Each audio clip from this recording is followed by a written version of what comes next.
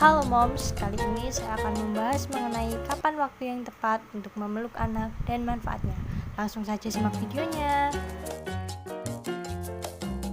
Yang pertama, pada saat bangun tidur. Saat bangun tidur pagi, anak terkadang terlihat lesu, malas, dan bingung. Sebuah pelukan dari orang tua diiringi dengan senyuman mampu membangkitkan semangat anak dalam mengawali paginya.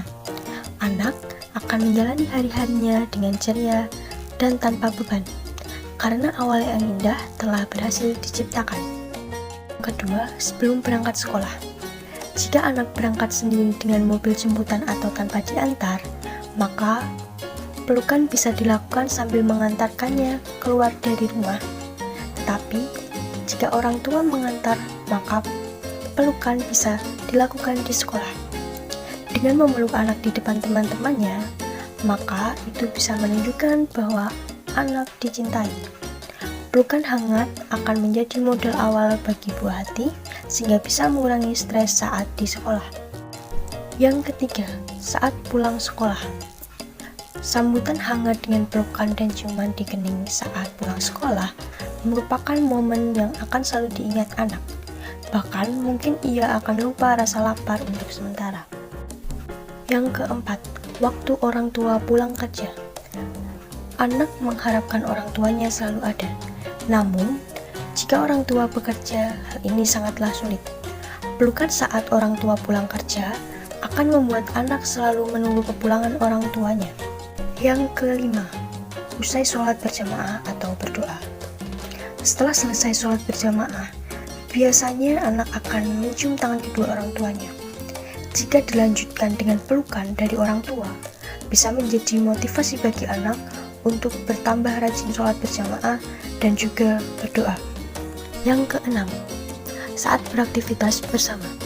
Pelukan pada anak juga bisa diberikan saat sedang melakukan aktivitas bersama, seperti memberikan pelukan di sela-sela mendampingi anak belajar. Saat anak bisa menjawab pertanyaan, kita dapat memeluknya sebagai apresiasi kita untuk anak karena bisa menjawab soal. Yang ketujuh, saat sebelum tidur.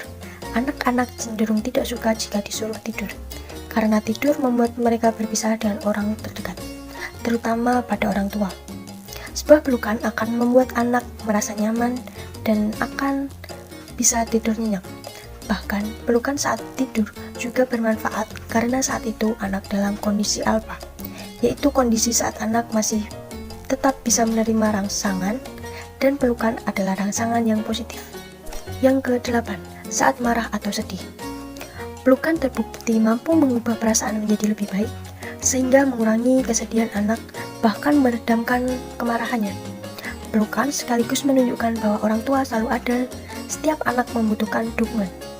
Yang ke-9, pada momen istimewa. Jangan lupa untuk selalu memberikan pelukan saat anak melewati momen bahagianya, seperti saat ulang tahun, mendapat hadiah baru, atau saat momen istimewa lainnya.